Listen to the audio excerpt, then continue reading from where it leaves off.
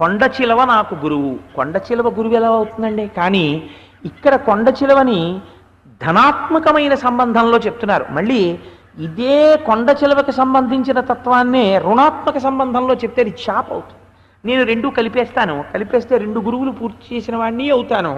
రెండవది, ఒకేసారి తత్వాన్ని కూడా ప్రతిపాదన చేసేయడం పూర్తయిపోతుంది. చూడండి, కొండ చిలవకి ఒక లక్షణం ఉంటుంది. వీడు కొండ చిలవలా పడున్నాడు రా అంటారు. కొండ చిలవ భూమి మీద అలా పడుంటుంది. దానికి ఆకలి అయ్యలేదు అని మీరు అనుకుంటే పొరపాటు. దానికి ఆకలి వేస్తుంది. కానీ దానికి కింద గమ్మత్తు ఏమిటో తెలుసా అండి? అది ఆకలి వేసినా సరే అది కదలదు. ఏదైనా వస్తే అదే పడుతుంది నోట్లో. ఎందుకు నేను వెళ్ళడం అని అలా పడుకుంటుంది. నీరసంగా ఉందనుకోండి, రాయి ఏదన్నా తిందాం అని అలా పడుకుంటుంది. పడుకుంటే ఆఖరికి మరి ఈశ్వరుడి సృష్టిలో ఉన్న విచిత్రం ఏమిటో కానీ దానికోసమే వచ్చినట్టు వస్తుంది.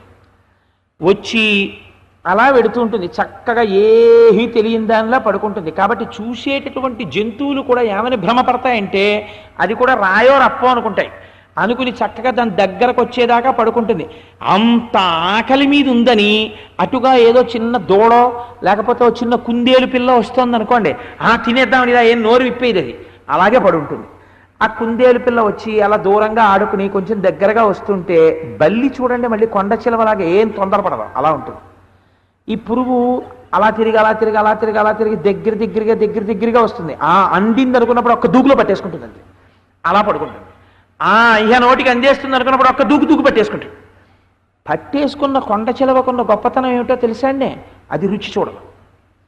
ఇది రుచిగా ఉందా లేదా, అబ్బా ఏ రోజు కుందేలు పిల్లలే వస్తున్నాయి, చస్తున్నాను దిక్కుమాల కుందేలు పిల్ల వదిలి పారేద్దాం, మేక వస్తే బాగుండని ఉమ్మది. అది ఏది నోట్లో పడనివ్వండి అంతే.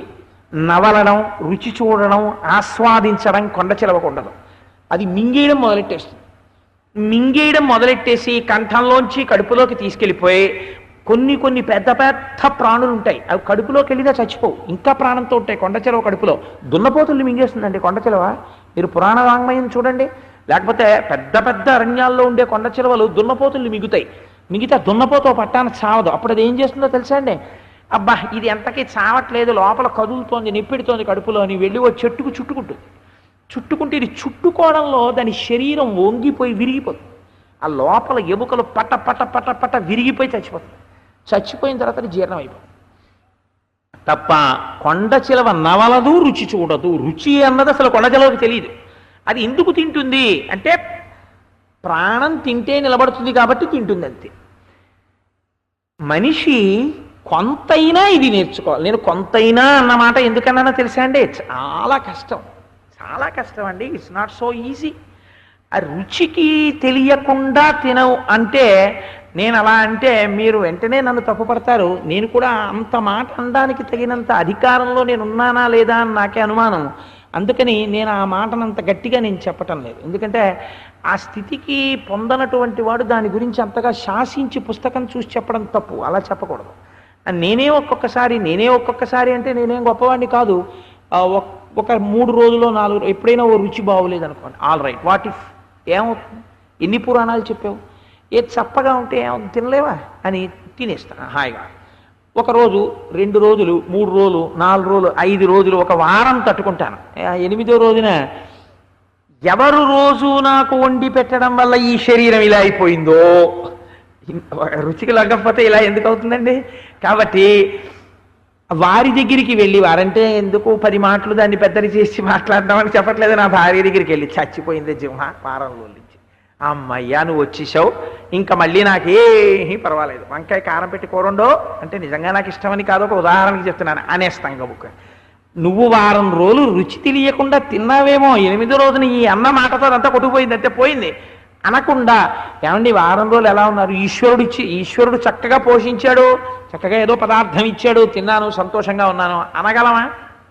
అలా అనగలిగితేనండి వాడు సమాజమునకు ఒక పెద్ద ఆస్తి. ఎక్కడో ఉంటారు కొంతమంది, లేరని నేను అన్నా. మా గురువు గారు ఉన్నారు మహానుభావుడు, బ్రహ్మశ్రీ అమరేశ్వర ప్రసాద్ గారు. వారు చిత్రమైన మాట అంటుంటారు నాతోటి, ఎందుకయ్యా కోటేశ్వరరావు హోటళ్ళు అవిని, ఏ ప్రాంతానికి వెడితే ఒక్కొక్క ప్రాంతంలో ఒక్కొక్క పళ్ళు దొరుకుతాయా, అన్ని ప్రాంతాల్లో అలా ఉండవు. నువ్వు హైదరాబాద్ వెళ్ళు, చుక్కున్న అరటిపళ్ళు దొరుకుతాయి. చక్కగా వెళ్ళి ఒక 4 అరటిపళ్ళు ఒలిచేసుకుని తినేసి 1 గ్లాసులు పాలు తాగేస్తే అస్తమానం భోజనమే చేయాలి ఏమిటో అంటారు. అంటే నేను నాగపూర్ వెళ్ళాను, కమలాఫలాలు చాలా బాగుంటాయి కోటేశ్వరరావు, 9 కమలాఫలాలు తినేశాను, ఇంకా భోజనం ఏంటి వెళ్ళిపోయాను. అలా ఓ 20 రోజులు తిరిగేసి వచ్చి అబ్బా అబ్బా అబ్బా ఈశ్వరుడు ఏమి ఇచ్చాడు అనుకుంటున్నావు, నాగపూర్లో కమలాలు తిన్నాను, సికింద్రాబాద్లో చుక్కరటి పళ్ళు తిన్నాను, ఈశ్వరుడు ఎక్కడికక్కడ ఏం అమర్చాడంటారు. అలా నన్ను అనవనండి, నేను మీల్స్ ఎక్కడ సప్లై చేస్తారండి అని నేను వెతుక్కుంటాను. అంటే నువ్వు అంత హీనమా అని అనుకోకండి, నేను ఒక సత్యం చెప్పాను. కాబట్టి ఆ రుచి తెలియకుండా ఆహారమును తీసుకుని బ్రతకడం అనేది నేను కొండ చిలువ దగ్గర నేర్చుకున్నాను. ఇది ఎంత గొప్ప విషయం అండి. నిజంగా జీవితంలో ఎప్పుడైనా కొద్దిగా ఉప్పు తక్కువైంది అనుకోండి, ఆ భార్య వడ్డించింది దాంట్లో దానికి పెద్ద పెద్ద కేకలు వేసేసి, కంచాలు విసిరేసి, పెద్ద అల్లరి చేసేసి, ఆవిడ్ని అనరాని మాటలు అనేసి ఎంతమందిని చూస్తుంటామో తెల్లవారు లేస్తే. ఆఫ్టర్ ఆల్ కట్టుకున్నది, ఒక్కరోజు పప్పులో కొంచెం ఉప్పు తక్కువ వేసింది, heavens are not going to fall down, దానివల్ల ఏం ఊర్ధ్వలోకాలు కింద పడిపో, నువ్వు కొంచెం సర్దుకుంటే చాలు. ఈ భావన లోపించిపోతుంది. నాలుక దగ్గరికి వచ్చేటప్పటికి ఎంత వ్యగ్రత ఉంటుందో మనకి. కానీ అలా వ్యగ్రత లేకుండా దొరికిన పదార్థము చేత తృప్తిగా ఉండుట, అది నేను కొండ చిలువని చూసి నేర్చుకున్నాను. 2, కొండ చిలువకున్న గొప్పతనం ఏమిటో తెలుసా అండి? మిగిలినవన్నీ అటు ఇటు కదిలి ఎక్కడికెక్కడికో వెడుతుంటాయి. ఎందుకు పెడతాయి అంటే వాటికి ఒకటే సుఖం కోసం. ఏమిటి సుఖం? మంచిది ఏదైనా దొరికితే తిందాం, అదే సుఖం జంతువుకి. మనిషి కూడా అంతే, సుఖం కోసం తిరుగుతాడు, కానీ ఏమొస్తుంది? దుఃఖం వస్తుంది. జింక ఏం చేస్తుంది? ఇక్కడ కాదు అక్కడ బాగుంటుంది, అక్కడ కాదు ఇక్కడ బాగుంటుంది, గడ్డెని ఎడుతుంది, ఆఖరికి ఏం చేస్తుంది? చిరుతపులు వచ్చి తినేస్తుంది. కొండ చిలువ ఏం చేస్తుంది? ఎక్కడికి వెళ్ళదు, దొరికితే దొరికింది సుఖం, దొరకంది దుఃఖాన్ని పడుకుంటుంది. కాబట్టి సుఖ దుఃఖములను నువ్వు అన్వేషించకు. నువ్వు అన్వేషించడం మానేస్తే నీకు పాప పుణ్యాలే లేవు అసలు. ఇంకా ప్రత్యేక కార్యక్రమం ఏముంది? కర్మ ఎక్కడుంది?